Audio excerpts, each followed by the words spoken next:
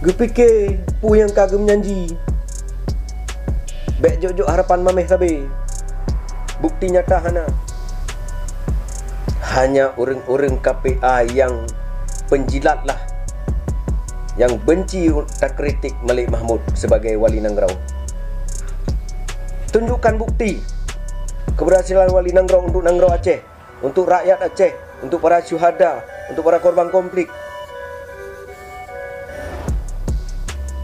Puji pubuinan hana sapu buhai hidup sengak menteng mesti kira abah hana dumno ke Aceh ji pelaku mesti kira abah hai hidup ke abah ni aku pu wali Nangrau raya jabatan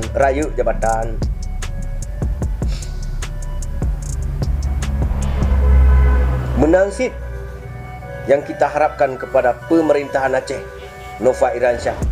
Udahlah Pak, jangan buat Aceh macam-macam.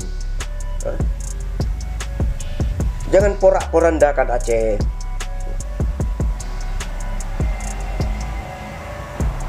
Itu kita ingatkan kepada pemerintah Aceh.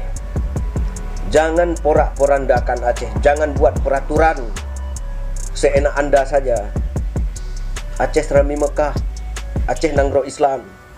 Kalau memang anda itu umat Islam, kalau anda itu bangsa Aceh, wahai Pak Nova Irasyah, jangan buat peraturan seenak anda.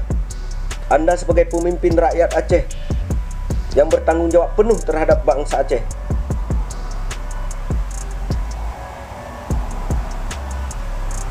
Jangan buat peraturan seenak anda. Kata makhluk download. Anak dayah jangan kembali ke dayah dulu. Tujuan anda apa? Rakyat Aceh yang lu banggakan, mari kita bangkit semangat. Bum Sabo, bek tak dengar haba pemerintah Aceh nyan yak pegah. Pupunuh pesantren-pesantren dayah-dayah. Menyo dihalangi lawan.